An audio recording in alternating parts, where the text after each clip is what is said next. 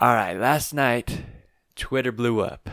Woj announced finally a trade after several months since the Russell Westbrook Chris Paul trade, and it involved the Jazz. So it seemed like everybody was talking about the trade. National people, everybody on YouTube, Twitter, of course, as I mentioned, was blown up.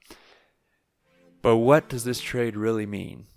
Let's dive deep on the Dante Exum Jordan Clarkson trade and what it means for both teams.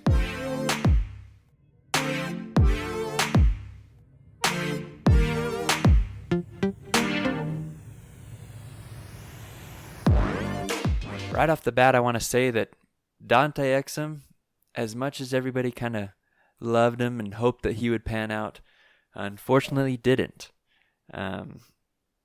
I think Jazz Nation has kind of come to grips with that finally.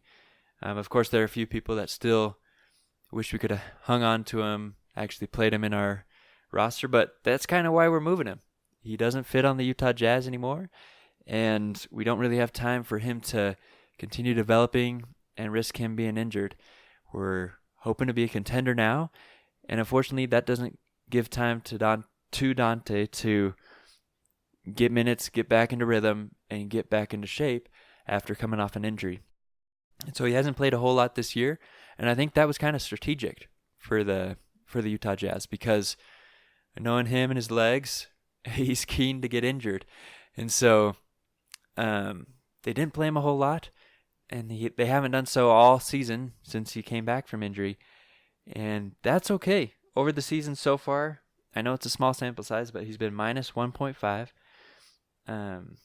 1.15 according to ESPN. And so not great. I don't think Quinn Snyder really liked what he was seeing when they started playing him a couple games in a row when he came back. And so he hasn't played a whole lot.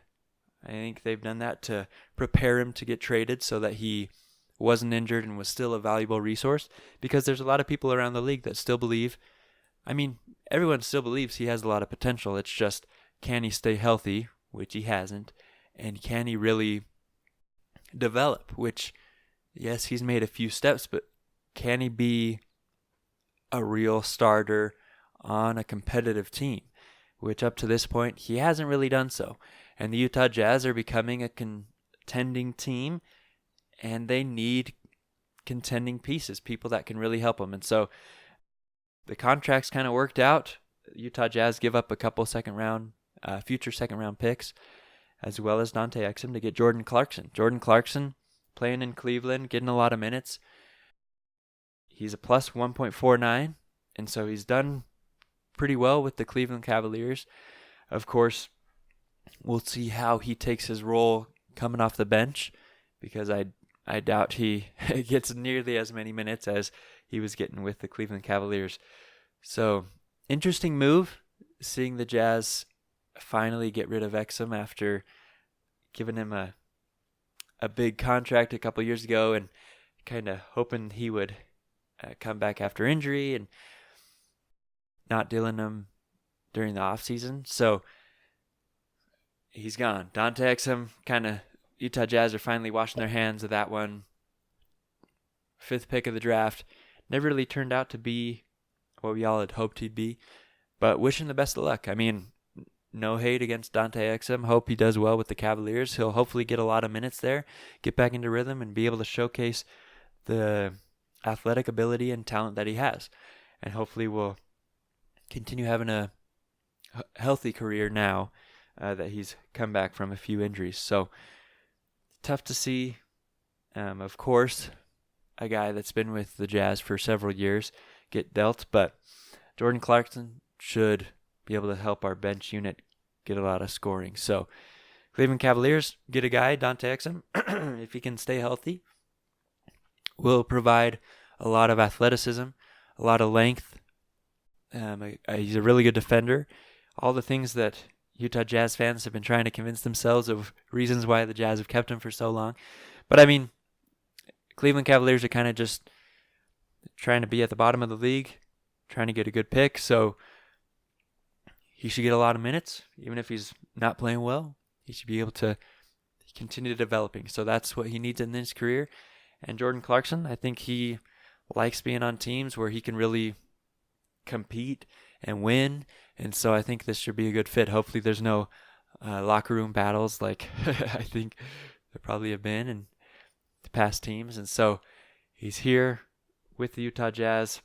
Hopefully he can get cleared by getting his physical done and getting here and everything to play Thursday night against the Portland Trail Blazers, because hopefully there will be some minutes for him.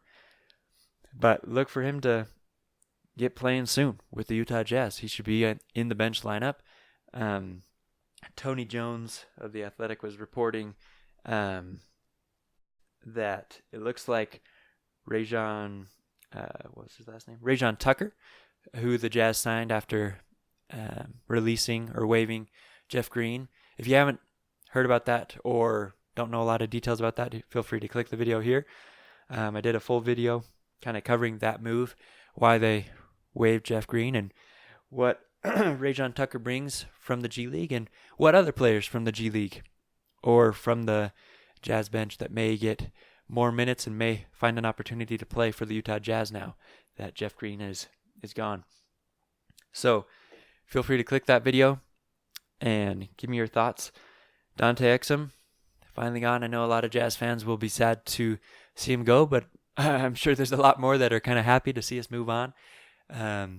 Let him kind of be on another roster, let him develop, and we'll take Jordan Clarkson and see if he can continue being positive, because really all we need is our bench to be even. If we can just stay where we are when the bench unit guys come in and stay that way throughout the game, we'll be winning a lot more games than we already are.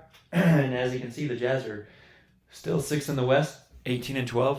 We're still having a good season, and that is without Conley most of these games, especially as of late.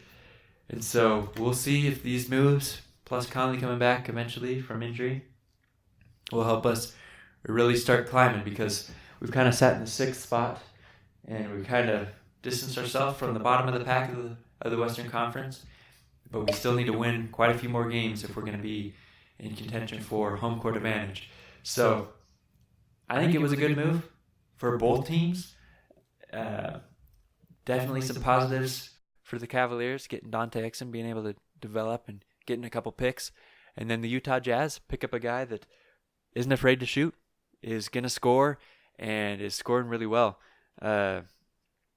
Jordan Clarkson, thanks to cleaning the glass, it shows points per shot attempt. He's in the 78th percentile, 119.7 per 100 shot attempts. Jeff Green, on the other hand, was in the 37th percentile. And so definitely an upgrade there. Of course, different position than Jeff Green. Dante Exum wasn't really getting playing time, so don't have a lot of numbers for him, but he should make a difference. He's a positive guy. He should be, as far as numbers go, hopefully with the culture here, he can stay positive as well, coming off the bench. And we'll see if his three-point shooting ability, and he's kind of changed his shot chart a bit, so hopefully he can help the Jazz off the bench. He should. It's a good opportunity for him to now be on a winning team, be contending for the playoffs, and hopefully he can help us go far. So, big trade coming in finally. First trade of the NBA season so far since the Russell Westbrook-Chris Paul trade, as I mentioned.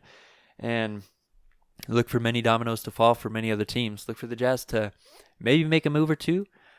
But it looks like the Jazz are sending a message to the whole team that we need you guys to play hard, need you to be focused, need you to be really contributing if you're wanting to play for the Utah Jazz. So big message sent down to the players there.